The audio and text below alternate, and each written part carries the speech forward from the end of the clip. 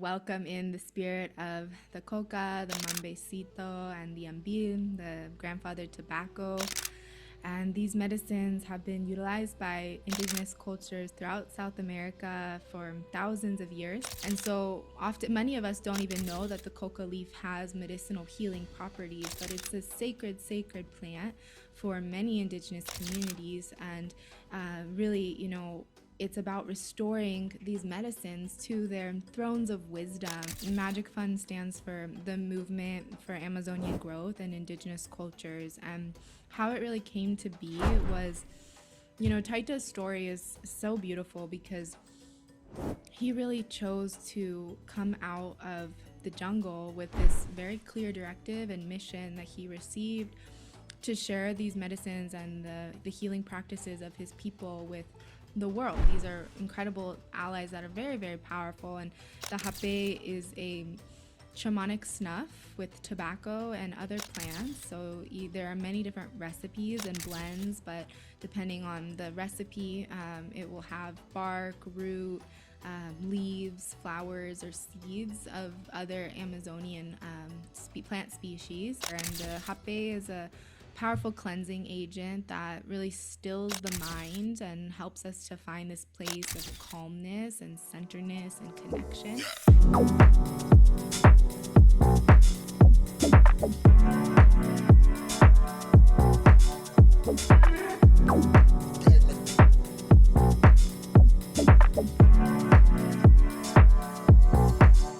Welcome, Mariah, all the way from, where are you at the moment? Over in South America? I'm actually in Costa Rica right now. Oh, you're in Costa Rica. Well, welcome to Elevated Conversations. It's such a privilege to have you here, such a beautiful medicine woman. We're excited to dive deep into some education about what you've been up to and plant medicine. Welcome. Oh, thank you so much. I'm so happy to be here. Thank you for having me. So we were just talking about the Mombe, am I pronouncing it right? Which is a green cocoa leaf grounded up that shamans are using in the room when we're doing ayahuasca. Now, just to fill the viewers in, Pete and I just got back from Costa Rica. We're about 2 weeks in the integration process and still contracting and expanding very muchly. But in the room while we're doing the ayahuasca, a lot of the shamans are having this powder. And Mariah, I'd love for you to share with our viewers the ins and outs and the education of that just to get started, and then we can get into our divine flow together. Mm-hmm. Yes, I would love to. And just want to welcome in the spirit of the coca, the mambecito, and the ambil, the grandfather tobacco. And these medicines have been utilized by indigenous cultures throughout South America for thousands of years. And, when it comes to the sacred plants, each culture, each tribe has their own recipes and preparation practices, as well as ritual and tradition surrounding it. When I'm working with the mambe here today, the medicine I'm working with comes from the Witoto tribe of the Colombian Amazon region. And the Witoto people, they are the people of the mambe. For them, this is their principal medicine. So for the Witoto, they actually don't work with ayahuasca so much. There is a time and place for the ayahuasca in their culture, but their principal medicine is the mambe and the ambi. And so it's a very beautiful tradition, really rich in culture and stories, and their mythology and cosmovision is very, very profound. But for them, the medicines of the mambe and the ambil really serve as the guiding pillar, the guiding ally for the community, in the sense that they work with these medicines to resolve a lot of different things that come up in the tribe and in the village. So they work with the mambe and the ambil for divine counsel, guidance, prayer, inspiration. They also work with the mambe if they're doing a healing and they have their way of healing through the mambe and the ambil. Or they'll utilize it when they're giving charlas or talks and sharing about the traditions of their people, whether it's in a traditional mambe ceremony, which is called a mambiadero, or whether it's in community sharing and gathering. It's really a principal part of the culture and the tradition. And it's also just an incredible medicine for relating and to come from this place of the sweetness and authenticity and truth. So the medicines of the mambe and the ambil are actually multiple plants, and they serve a equilibrium. They bring harmony and balance to the feminine and masculine energies within the being. And so when we pray with the mambe and the ambil, we're working with it for this prayer of harmony, balance, clarity, and then this sweetness is a really big part. And so the ambil, which is taken first, it's a tobacco paste, and I have some ambil here, and the tobacco paste is cooked down tobacco leaves, and then there's a special type of salt. So it's a palm salt, a vegetable salt that is utilized in the recipe of the ambil, and it makes it salty. It also makes it into this thick paste, and it causes us to salivate. And so the tobacco is masculine energy, the grandfather tobacco, so it brings us protection, fortitude, clarity of vision, of purpose. And we pray with the grandfather tobacco first to open us up to this prayer, this essence of communion. And then next we take the mambe. The mambe is a green powder, and the medicine of the mambe is a combination of coca leaf and guarumo. Guarumo is a plant that grows very tall in the rainforest jungle, and it's a medicine of, it's a tree, and it's a medicine of rejuvenation and renewal. So the guarumo leaves, they regrow and renew themselves very quickly, and so it gives us that same energy of replenishment. And so the medicine of the coca and the guarumo together make the mambe, and this is the divine feminine. It's the mother, it's the sweetness, it's the compassion, it's the love, it's the joy. And we take these medicines internally, we ingest them, and we place them in the mouth. I have some in my mouth right now. And then with this prayer, the prayer is really this authenticity of the word and the sweetness of the word. And so one of the reasons I really love to work with this medicine in interviews like this, conversations, is it really just helps me to drop into that prayer, and that place of connection, and really speaking, making sure that the words that I'm speaking are coming, directly from my connection with nature and the truth and the essence of my heart. And so this is the medicine of the mambe and the ambil, and it's a very, very beautiful medicine and gift, and comes with so many profound teachings. We were mentioning this element of like not having access to it in Australia, and there's so much stigma and misunderstanding, and really just conditioning of our perception of the coca leaf because of everything that has been exploited from this master plant teacher, and so often many of us don't even know that the coca leaf has medicinal healing properties, but it's a sacred plant for many indigenous communities, and really it's about restoring these medicines to their thrones of wisdom. And when we pray with these medicines, even also, the tobacco is another medicine, that has been really manipulated and exploited. And so to work with these medicines in ceremonial or prayerful context with intention, with reverence, with gratitude, is a wonderful way to really restore these sacred plant allies to the places of wisdom in which they really embody. And this is a big topic, but ultimately we're in this big process of globalization of plant medicine, and plant medicines are becoming more and more popular, and this is a big element of re-educating and even decolonizing our minds and everything that we've been fed and told about plants as drugs and entheogens and psychedelics as even scheduled substances that could cause harm. There's so much fear there, right? And so really shifting that lens, and really returning back to the original intended use of these master plant teachers.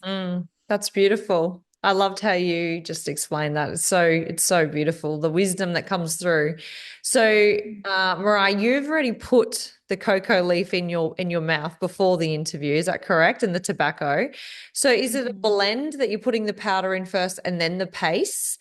paste, or is it, and how do you keep it down in your front of your jaw? Like, because I see the shamans in the room, and Yeah. they end up getting green teeth, and but they sit there so sweetly, and they're beautiful regardless of the green teeth and the tobacco line around their mouth, and they're angels. So how are you keeping that down there, and what's the concoction, and how much do you use?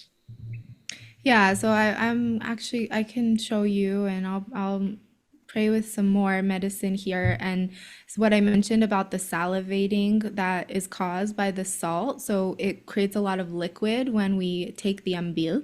So we take the ambil and it dissolves, and then we have liquid in the mouth, and then that spoonful of the mambe, the green powder, is a powder, so it's chalky, and then it's absorbed by the liquid in the ambil. And then you move it to the side of your jawline, and it's something that kind of takes a little practice, and it takes a minute to kind of get the hang of it. But you don't just swallow the medicine right away. The idea is that it sits there in the mouth, in the place where the word is created, and then over a period of 15-20 minutes you start to swallow little by little, but it's not like a gulping down of the medicine. It's just naturally it starts to dissolve and salivate. And the teaching is that as we're, ingesting it little by little, that sweetness is coming into the heart. So Mm. oftentimes when we're working with mambe, it'll be every 15-20 minutes you take another spoonful, and it's this process of weaving with the medicine. So I'll take a little bit more now, and And over can you here. have the cocoa leaf without the tobacco? Yes, you can, and you can also have them deal without the mambe. Traditionally, it's that marriage, it's that matrimony and harmony of the two energies. But there are certain times, like for example, during a woman's pregnancy, we wouldn't work with the ambi, but in certain instances, we would work with the mambe powder by itself. That's Hmm. an example. What And about when a and lady's then on a moon cycle? Would that be the similar vibration? Yeah, you could definitely. Although, it's a study, because the moon time is a time where we're really not typically working with medicines, because we're really connecting with the medicine of the moon. So traditionally, that's a time, those 4 days every month would be when we're dieting and we're not working with plants. Mm-hmm.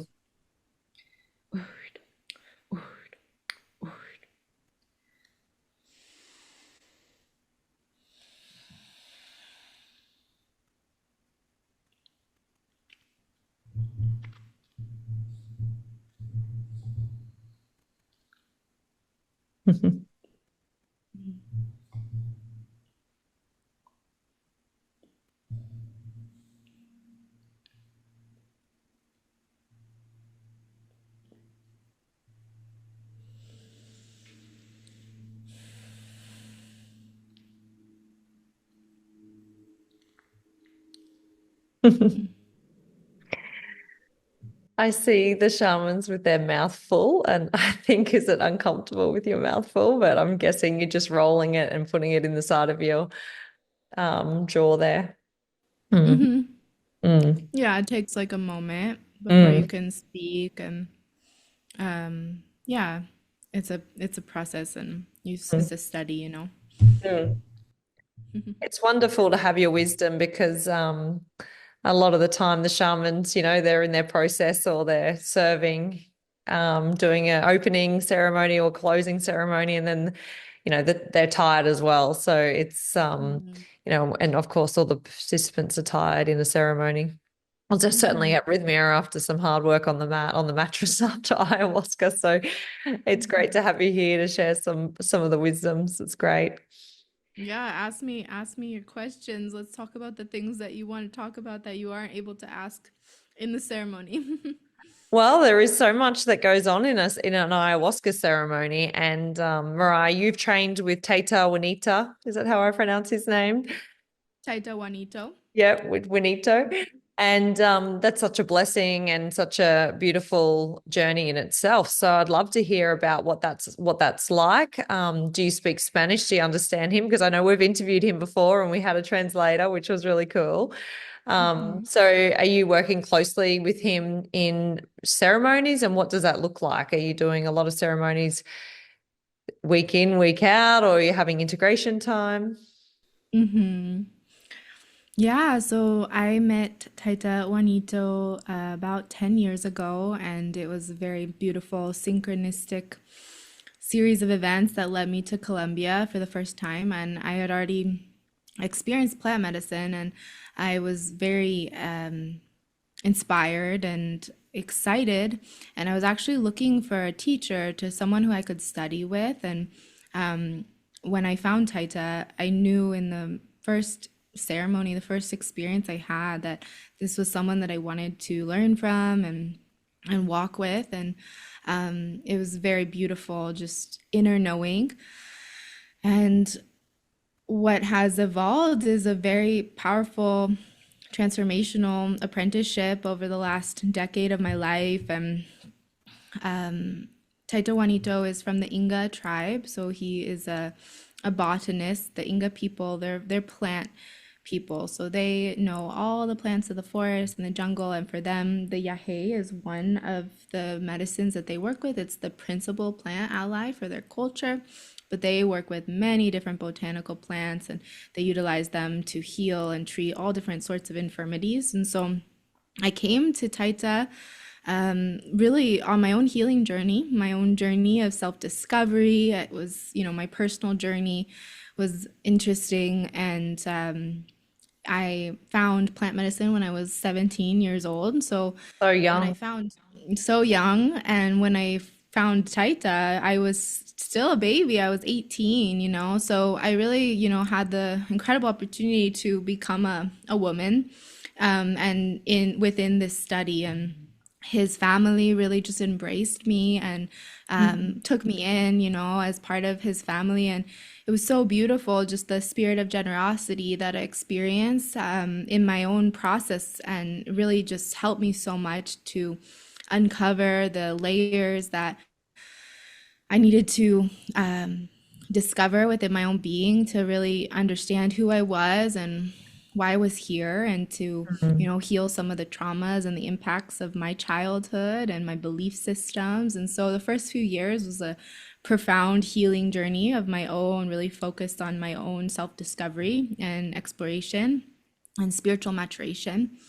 And that kind of led into, little by little studying the art of healing. And, we heal ourselves, and then it's a very natural evolution to be interested to share that gift with other people, and to learn about the medicines, the formulas, and the different healing techniques. And so this kind of evolved. And because it's been many years, there's been many different phases. And there was a time when I was, traveling with him all the time and working with him constantly, and doing ceremonies every weekend. And every other weekend I brought him to the US for the first time, and that was a really beautiful Ah, experience. this was with you. This is great. Really well Yeah. done. Yeah, it was beautiful. And just so much learning and so much growth. And then I started Four Visions, and Mm. I got to work with him very closely in that other type of way, with the medicines, and with the commerce model that we developed. And Taita Juanito really was and is today, to this day, like a very important ally and mentor, and also just a spiritual advisor for me with the building of my company and Four Visions. I mean, he prayed over the name. When the name came to me in a ceremony, he placed it at the altar, the medicine, and we consulted the medicine to ask permission to use this name, and to investigate to see if the path was open for this project to initiate and be created. And throughout the evolution of, my own work and service, and the different avenues in which that I am able to share, Taita has been there guiding me, mentoring me, and supporting me through through it all. And then I became a mother, and that was Oh, also a big initiation, especially, in the culture of the Yahe. And so I went into a year-long diet during that period, and there's a lot of different spiritual rituals and rites that are done for people of the Yahe during the pregnancy and the birth. And I got to have that experience. And of course, becoming a mother, I'm not able to travel with him and be on the road with him all the time. And so that kind of evolved and shifted. And, it's been a journey. So there's been a lot of different chapters of it. And mm, I'm still very active with supporting him with his retreat center in Colombia, Ambiwasi. And then I'm the president of his nonprofit foundation, Magic Fund. So we're mm, working very closely with all of our giving back initiatives. So mm. that's really, what our main work together right now is. But of course, I'm still a student of his and get to study with him regularly and drink the medicine. And it's, there's elements of graduation along the path. And so there's, a deep friendship that has developed over the years, and deep respect and gratitude for everything that we've been able to grow and build together, and the ways in which I've been able to give back and support him. And Mm. then, of course, the ways in which he's blessed me and my family. He's my son's godfather. So Oh, that's it's been a beautiful. very intimate role for me and my child, and his father. And it's been a beautiful journey and a beautiful path. How old's your son? He'll be 4 in February. Wow, congratulations. It's such a blessing, isn't it? It's just another perspective on life and so rewarding. Mm-hmm. It sounds like your higher self has just led you to exactly where you needed to be, and what a blessing that you listened to it and you didn't get caught anywhere else but walking over to the jungle and sitting with the medicine and taking the instructions. It really feels like your character has listened to the medicine. And that's, like part of what Pete and I do is listen to the medicine and take action on what her suggestions are. And when you do that, it's very easy and it flows and it seems to just work. And it's almost magic, isn't it? So I want to dive into the 4 visions, because a lot of our students are very interested in the Hape. We love to do a Hape, and it's pronounced differently in different cultures. Um, and we're encouraging them to take some of these medicines and to learn about them, even before they've tried an ayahuasca journey, because an ayahuasca journey is, like jumping off the cliff, and you've got to be ready for that. And that's beautiful. But there are other ways that we can implement ceremony and these rituals into our life. And Pete and I really love Hape, working with the medicine Hape. We serve each other, and it's a beautiful, beautiful moment where we get to drop into our hearts and hear for any messages from Mother, the spirit of Source, our higher selves, and the energy around us. And so, with your 4 visions business, it's very cool that you've made it. And thank you so much for allowing this brand to come to material life, because when you can order it and it's a brand, it's not like you're trying to get something in Australia in particular that, is illegal or whatnot. It's branded and it's, this is what it is. And it's a little bit more easier for us at this point. So 4 visions, is that the 4 ways a medicine can come through to us? The consulta, pinta, what is it? The purge and the nada. Is that the 4 visions? Is that the reason behind 4 visions?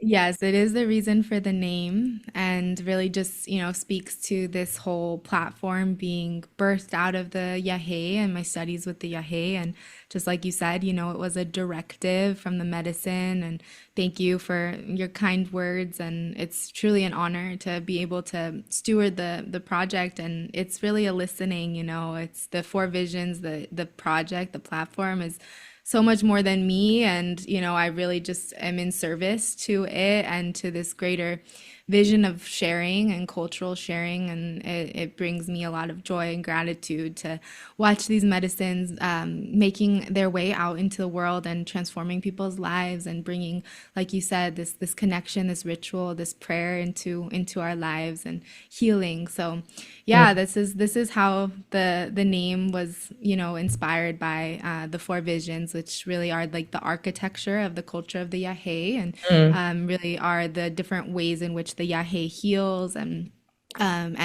offers transformation, healing and transformation to mm. the participant. Mm. And so, for the viewers that aren't aware of Hape and how this tobacco is used, it's used for a sense of cleansing. Do you want to explain a little bit about the traditional ways we use Hape before ceremony or as a daily practice or routine? Yeah.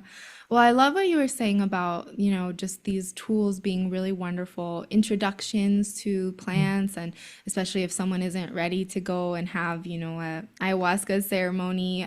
These are incredible allies that are very, very powerful. And the hape is a shamanic snuff with tobacco and other plants. So there are many different recipes and blends, but depending on the recipe, it will have bark, root, leaves, flowers, or seeds of other Amazonian plant species, and it's ground and cultivated in this place of prayer. So it's a very different experience than any other form of tobacco. In this sense that it's really a ritual and a prayer, and the hape is a powerful cleansing agent that really stills the mind and helps us to find this place of calmness and centeredness and connection. So it's a snuff that is actually blown up the nose, and goes up into the crown chakra, activating and really stilling, bringing this sense of calm, and oftentimes can result in guidance or clarity, and a deep connection with our prayer. And so there's a lot of different experiences that people can have with the hape, depending on the dosage, the type of hape, who applies you. There's a lot of different intentions and ways to work with the medicine. But one of the primary things that I've found really is supportive for people is finding this place of profound connection with ease, which the hape really facilitates. It like drops us into that place of stillness really quickly, something that we might be able to achieve with an hour, 2 hours, or more of meditation. We can achieve instantly with the hape, which is incredibly beneficial for a lot of us who are on the spiritual path to be able to access that place, Mm. and be able to utilize it to deepen our spiritual studies and our connection. So it's an incredible complement to a breathwork practice or meditation practice or prayer practice. And it's a really just powerful way to connect with the spirits of nature and with, of course, the essence of the tobacco, which we were talking about a few minutes ago. And so the hape practice, it's very sacred, and it's not to be done habitually or out of context of ritual and prayer. But when it is utilized from that place of good intent and reverence, it's an incredible ally to have in our plant toolkit. Yeah, we love it. I remember for the first time Pete's brother served him a harpe at the dinner table. He dropped into deep space. It was not done in a very ritual, beautiful way. It was done with love. This was before we done the medicine, and it definitely sent him. So you need to be, using this in a lighting a candle, having some intentions the first time you use it, but it drops you into your body. And I always feel like my soul kind of flops down into my physical body really, really deeply in this way. We're out of our head, maybe when you're stressed or overthinking, and then moving into the heart. And then you feel the heart kind of getting crisp and opening, and this vibration of surrender into maybe forgiving something that is unforgivable, or letting go of this these fears and this worry and allowing love in rather than, resisting love. And then after this moment, we feel so much better. And it's a 10-minute practice, or a little bit longer if you want to take that time. But you're right, like it gets you there into a really nice alpha level of the brain, and you get out of that beta level, of that stimulated level, so you can be a little bit more gentle and sweeter, like you say, in your day. So let's move into so 4 visions, guys. If you want to connect to that, you'll need a tool, a teepee is what we call it, and the tobacco, and you can get a self-server. So if you buy yourself, you guys can buy a self-server off the website, and you ship worldwide, don't you, Mariah? Yeah. And we've got some, I'm sure you've got some educational videos in your on your platform on the website, and we've got some information a little bit deeper about how to serve it, and that on our YouTube channel. If you guys want to learn about that, you just search it up. But let's move into the Magic Fund, because when we first heard about the Magic Fund, this beautiful foundation to help the Indigenous cultures down there, we donated, and we love to tell people about it as well, because it's really, the medicine is so deep in our hearts, because it changed our life so dramatically. We used to be insurance brokers, and we kind of came home on the plane, and we sold everything in the material world, like in terms of our businesses, because we had an Amazon business as well, creating products in China and shipping them to the States. And we just felt like it was wasteful. Insurance was a fear-based business. And we went all in on awakening education and helping teach consciousness and heal people. So Wow. this is, the medicine is deep in us, and it probably was deep in our lineage as well. We very feel that's why we're in this work, obviously, for yourself as well. So tell us how that created, and was it the medicine, Mother Ayahuasca, sharing that again with you to activate? Mm-hmm. Yeah, so the story of Magic Fund is really beautiful. Magic Fund stands for the Movement for Amazonian Growth and Indigenous Cultures. And how it really came to be was, Taita's story is so beautiful because he really chose to come out of the jungle with this very clear directive and mission that he received to share these medicines and the healing practices of his people with the world. And it's, a very beautiful story because it took so much courage for him to leave the forest and to be willing to tend to and serve the global community. He services like close to 10,000 people every year. And so for him to choose that and to choose to leave, his family and the community and the village in this way, and really choose to, in the spirit of this generosity, come and bring this medicine to the world because he believes in it was such a beautiful thing, and has been an incredible learning experience for him too. It's And such great part of timing. The world needs it right now. It's ready for him to come out of the jungle and share it with the West, right? Would you not agree? It's like perfect divine timing, as the medicine always is. Definitely, definitely. And in that, there has been a profound study for him too, because he's bringing the medicine out of the forest. And with that comes a certain level of responsibility and need to be in integrity to the medicine, to the culture, to the people who are the original stewards and carriers of this medicine. And so part of where Magic Fund was really born was this desire to be able to give back and ensure that the fruits of this sharing and this beautiful expansion of the medicine could go back to the land and the people and the cultures that are the original carriers of it, and that we could all mutually benefit from this beautiful expansion and voyage that the medicine and this culture is taking.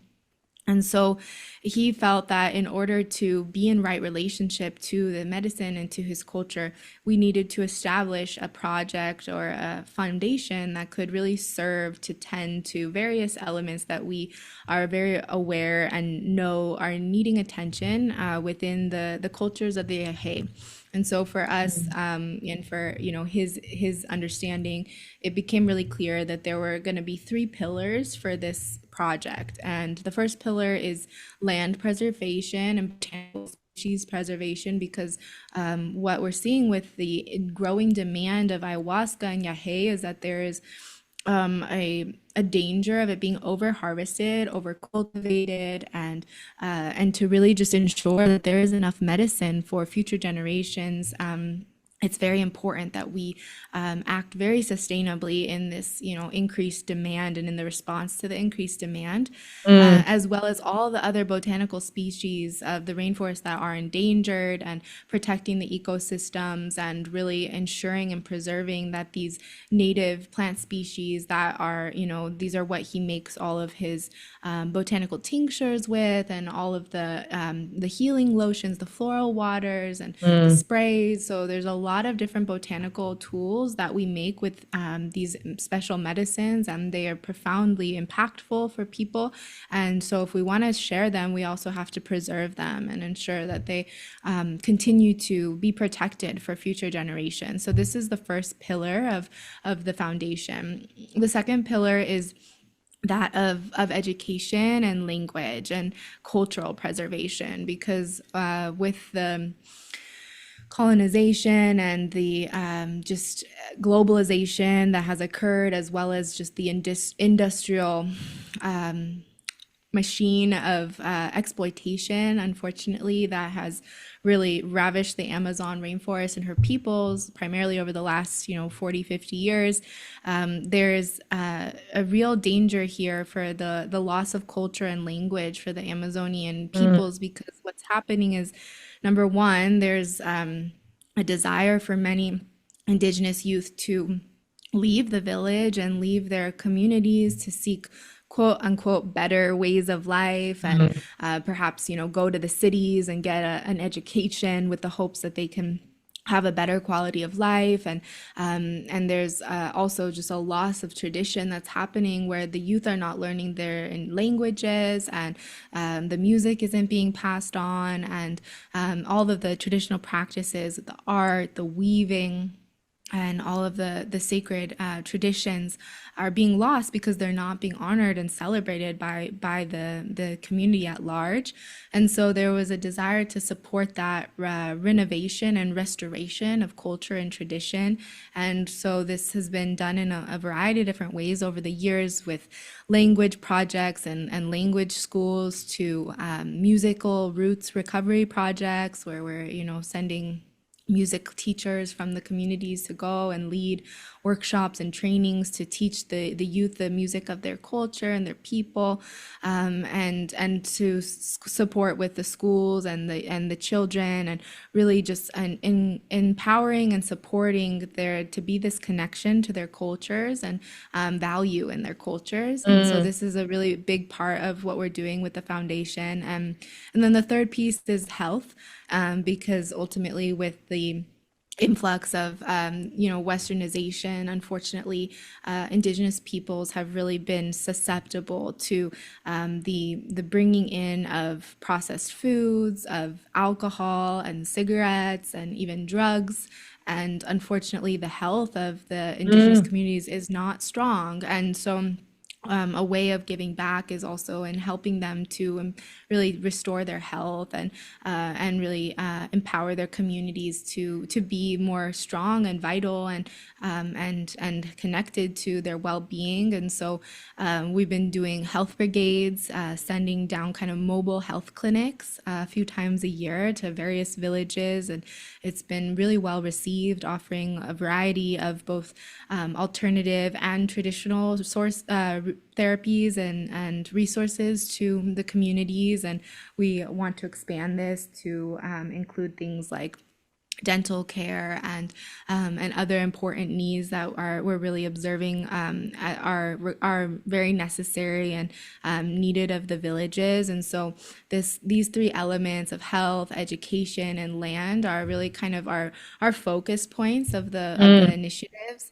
that we do. And we within those projects have one to two or three initiatives each year that we focus on mm, and dedicate our time and resources to. So it's been a really beautiful thing. Also giving the opportunity for our community to participate in this giving back and to understand and educate themselves about some of the implications to, even having access to these medicines and ensuring that they are also participating in a good way, in a sustainable way, in a reciprocal way. And so we have a lot of visions for this project and for Magic Fund, and we're entering into kind of a new chapter right now and going through a lot of growth and evolution. And we right. look forward to continuing to do this work because it's very important. Mm. And do you feel like the loss of interest around like the medicine and the generational shifts is the internet and with these cultures having maybe access to the internet to seeing what the rest of the world what's happening, and then that desire, that curiosity to see, oh, maybe I could have that too, and and have that experience. Do you feel like that could be one of the reasons why this is getting lost? Yeah, it's very multifaceted because there's that for sure. There's also the fact that there's a lot of poverty in the villages and in the, Mm, indigenous territories. And so they also believe that if they go and get, a nursing degree or, some sort of degree, that this can help them to have a better quality of life. And there's mm, also, the element of just the economies within the villages and the territories being really hard to even make money. And the reality is we have a lot of us have like an idea of indigenous communities and the Amazon, being like deep in the rainforest and fully sustainable and living off the land. But a lot of this has been lost over the years. And so a lot of the indigenous communities, they're not growing their own food, and so they're dependent on mm, purchasing and buying food. And if they want to, improve their infrastructure or get electricity or have solar panels or clean up their water sources, there's so much pollution and damage that has been done that it's really hard to be able to progress or evolve and kind of, come out ahead for the communities without money and without, mm, the economic stability to be able to fund these things mm, because it does require money. mm, And so that's part of also, what Four Visions is doing with the, economic model that we have, because we're sending money into these villages, and these villages are actually able to have a the job. people in the communities have jobs, but they have jobs doing things that are preserving their culture too. So Yes. it's also about like shifting that value and showing that there's actually a lot of value in the traditions, because Mm, the youth have learned that there isn't, and they mm, see their elders like impoverished and suffering, and they're wondering, is there a better life, and why mm, would I go sit with my grandmother and learn how to weave, or sit with my grandfather and learn my native tongue, if that's not going to put food on my table? And so it's a real like shift in mm, perspective and return back to this honoring and valuing of the tradition, which needs to be done. But I do just want to say that it is being done. And just mm, even the last like 10 years that I've been working with indigenous communities, the massive amount of shift and pride and honor that we're seeing in all ages, but also specifically in the youth, is absolutely inspiring. Because mm. as we globalize, as there's this mutual cultural sharing happening, there's also, the youth are also seeing that too. They're also seeing, oh wow, there is an interest in my traditions and the ways of my people. There's a value in me learning these things. There's a value in me learning how to create my art or how to play the music of my people. And so there is this return happening, and it's very Awesome. beautiful, and it needs to continue to happen. And so when we're buying Hape guys from Four Visions, this is inspiring these, these people and these cultures to work and learn and make these teepees and grinding up the tobacco and doing all of this and making beautiful earrings. Even I've seen some beautiful medicine earrings come through as well, some of the jewelry on your website.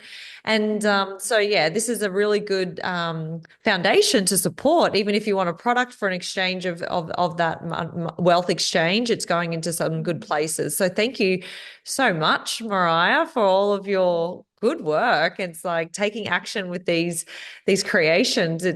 I feel like it's just the beginning of a big transformation in the medicine family for a lot of you guys that have been grounding in this frequency. Like the West, a lot of people want change within themselves. They want transformation, and they're looking at ayahuasca. And then with ayahuasca, there comes the four visions and the magic fund and putting back into these cultures. So I wish you guys all the best. And if anyone wants to donate, I'll have all the links below. Um, Mm. yeah, so we're nearly out of time. I did want to dive into a couple of ayahuasca stories of yours, if you wanted to share some highlighted experiences with Mother Ayahuasca. I know that I just had a rebirth, and that was a highlighted experience in my kind of ceremony. So, do you have any exciting or funny stories from the medicine that you've experienced? I know she's very humorous, the medicine, and she's a beautiful teacher. Is there anything in particular that's coming to mind at the moment that you want to share with the viewers? Something profound that you've experienced through your journeys? Hmm. Probably so many. I don't even know like where to begin with that one, honestly. The thing is that every single ceremony is this party. It's a celestial party, right? And it's this divine union with all the spirits of nature and with creation. And within a single ceremony, so much happens. And it's like we live years within, 12 hours. And we go to so many different places and we experience, deep pain and grief and then sadness and joy and gratitude and profound connection and inspiration. And by the morning, we're a completely different person. And it's such a beautiful experience to just see that sunrise and to recognize what we've been through throughout the course of the night, everything that we've let go of. And I always feel so much lighter in the morning after a ceremony because, we don't realize how much we accumulate and how much baggage we're carrying. And for those of us who have not experienced plant medicine in this way, we're not even aware like how heavy our load is. And the way that the medicine works is it cleans us out. And so, every single time that I have had like a deep purge, because the yahe causes us to physically vomit, but also purge emotionally, spiritually. It's a profound liberation when this happens. And so there's been so many times where, right before purge, all of the information comes and is collected in the mind's eye or in the heart. You just feel the energy there, and then the purge comes, and there's a profound liberation that takes place, and it just feels so much lighter and clearer, and the inspiration in those moments is deeply, deeply profound. And one of the things the medicine has really taught me so much about is it's given me the opportunity to experience what this profound peace and divine connection and inspiration feels like, because I feel it and we feel it in the medicine and in ceremony. And it's given me like a gauge of what's possible in my daily life. And so I think that for me, when I go to drink medicine, I'm in this spiritual study, always looking to expand my consciousness and to grow and to learn and see. But then it also serves as like this focal point of where I can get to in my daily life as far as experience that level of joy and gratitude, the same like immense full body gratitude that we feel in the medicine when that moment comes in our process. That's the level of gratitude that we can live each day and each moment with. And so that's the practice, is learning how to ground it down, and I could share, so many incredible visions and deep processes that I've gone through over the years, but really it's in the ability to be here right now in this present moment and to be having this conversation with you where I really feel the medicine the strongest, and just really looking at the ways it's radically transformed my life and my consciousness and the way that I perceive life and the way that I perceive my relationships, the way that I perceive the gift of motherhood and getting to show up and be with my child, and the way that I get to really just interact with life on a daily basis is really, Mm, the biggest gift that the medicine has given me. And like you said, it's about taking that action. So we're given so much homework to do, and that's really also a powerful gauge is like when we go back to the medicine after a period of integration and of doing that work, like what does the medicine have to tell me, and there's been many times when the medicine has like, given me a smacking and basically told me you didn't do your work. Like here it is, the same stuff that you were working on, a month ago, whatever, a couple months ago, you're gonna have the same teaching again and again until you get it. And that's also just such mm, a beautiful gift to have that like radical honesty that we get with the medicine because we mm, can't hide from anything. So we mm, can convince ourselves in the mind that like, oh, we mm, did that, or oh, we don't need to look at mm. that. But then when the medicine comes, we drink that cup, there's no running. And so it's like this opportunity to, uncover everything that's hidden and She all the definitely, cobwebs. if you haven't done something and you're still not living in that truth, it's like she'll show you. I remember just before we left for Costa Rica last year, she told it me to, or she suggested that I could get a new lounge suite for the family. We had a leather lounge suite, and none of us really snuggled on it because it was hard and it wasn't very cozy. And she suggested like a lounge, like a fabric one, like a nice soft, like a big bed almost. And so I was like, well, there's only 3 weeks. How am I going to get a lounge? And dropped back in. But I knew I had to do it before I got to Costa Rica. And this is just one of the little things on the list, you know. And sure enough, I went to the shop, bought the lounge, and it was in our lounge room, and I was snuggling with my children, and that was the point, to snuggle with the children and have closeness and not sit separate. And that was the whole point of the lounge lesson. And I got to have that 1 week integrated before we left for Costa Rica. I was just like, this is crazy, Pete. I knew I had to get this off my list. So I love the that. integration process is super important. And I'm sure, a lot of people, if you really want the medicine to work, 50% of the work is in the room at the ceremony, and then 50% of the work is in integration. And that can take some time, like my lounge analogy. It certainly can take 12 months before you really get it. Or it could take, I feel like this time for me, a lot of my integration is happening immediately. It's like Mm. clawing onto that, got that. Like, oh, yeah, that's right. I taught that, integrate that, do that, like be in that energy that I got taught rather than resistance, for example. And I feel like it's quick, it's speeding. So do you notice with integration, sometimes it's a bit slower and a bit more quicker when you're integrating and aware of what the lessons were?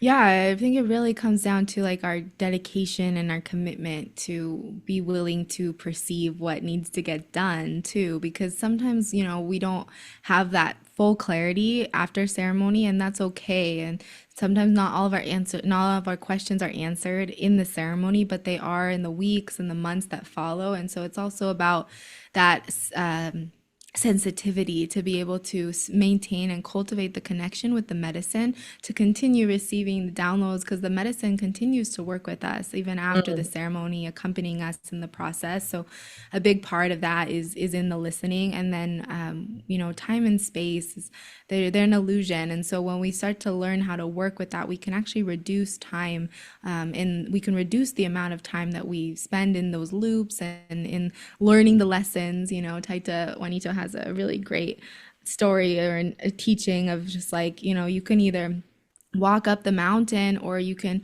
walk up 50 feet, come down 100, walk up 75, come back 100, and it's going to take you a lot longer. So you might as well just walk straight up the mountain. And it's this like opportunity for us to just show up and say yes, and be willing to do the work. And it's hard, but it's very rewarding, and it's a lot easier than convincing ourselves and lying to ourselves about why we shouldn't be or why we don't need to be. And so I think it's really, different times in our lives, different teachings too require a different amount of time. And it's also the recognition that everything is perfect, and that, we're walking our path, and we'll get there when we get there. And, there are certain lessons that take longer to learn and longer to integrate and embody, but it's that also that recommitment and that showing up and that dedication throughout the process of here I am. I'm here showing up and willing to do whatever it takes and however long it takes to continue in this path. Beautiful. Well, thank you so much for coming on. I know that you've got a little boy probably eagerly waiting for you, and an afternoon and evening to be had. So I just want to thank you so much for coming on the podcast, for sharing Four Visions, Magic Fund, and the work that you're doing with Tata wanito. And yeah, for yourself as well, for all the work that you've done for yourself to get to this point by saying yes to opening your consciousness to give all of these gifts out to the world. It's beautiful to see and to connect with you. So thank you. Thank you so much, Roxy. It's been a pleasure. Thank you for having me. So for anyone looking to find your work, where can they find you? Fourvisions.com, is it the website? Yep. Yeah, check us out at fourvisions.com. And we also have a plant medicine integration program. So you can check out fourvisionsintegration.com if you're interested in learning more about that. And yeah, we're on all social media channels too, Four Visions Tribe. So check us out. We have a great YouTube channel full of incredible educational resources too. So lots of incredible offerings to dive into and explore. Awesome. Thank you so much. Have a beautiful night, Mariah. Thank Thank you. you.